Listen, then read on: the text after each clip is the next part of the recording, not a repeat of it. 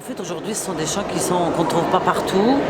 Et on a pris la décision justement de les reprendre parce qu'on ne veut pas qu'ils disparaissent. Ça reste un patrimoine qui nous appartient, dans lequel on a baigné. Et il n'y a aucune raison pour que ça disparaisse. Ça nous représente, c'est nous, c'est le quotidien de nos mères, de nos grands-mères et même une partie de nous, puisqu'on a baigné dedans. On veut transmettre aux générations futures pour que ces chants puissent perdurer et ne pas disparaître. Ça véhicule toute une vie, tout un vécu, toute une souffrance, des joies.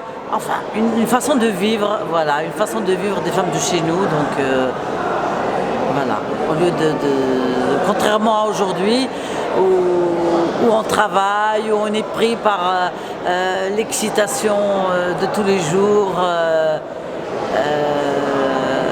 alors qu'il y a de belles choses à côté, parfois on passe à côté complètement, alors qu'on peut les reprendre et soulager nos peines nous-mêmes, quoi, nos propres peines. عيني غشحال يا أنا سيري ضغيم ناران هذيك ساغ الأحزان غفولي وقداش يوضان يا معزوزي وامي تجرى وثقر دافري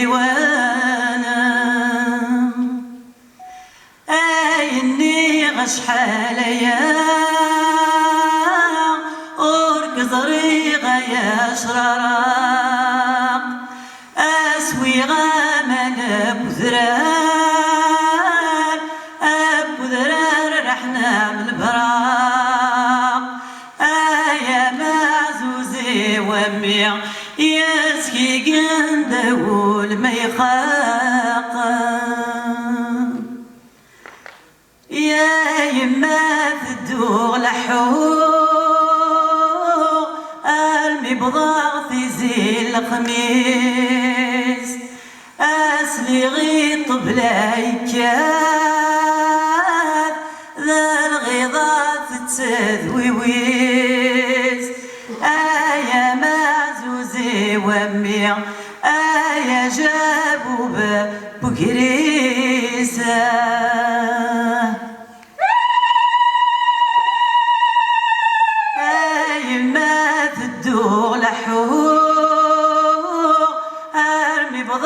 سافد ولا أسلي غيط بلا يكاد الغيظات تمصدى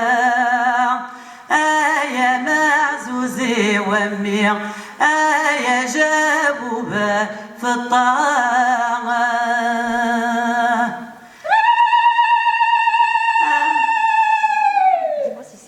ونيني غايل مزيان ويسد حالي فاق سزنيق نكني نوسدا نغنيق غافولة وننكس الخيق يا معزوزي وامي فلك يندهو شويقة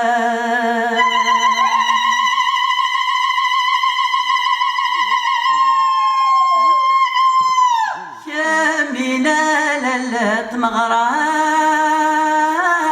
أمسنات التبزيمين غورم ذاي وقاب وراش ذي ملحان نثا عيونين ربي كملام الفرح صغر ثلاثة ثولوين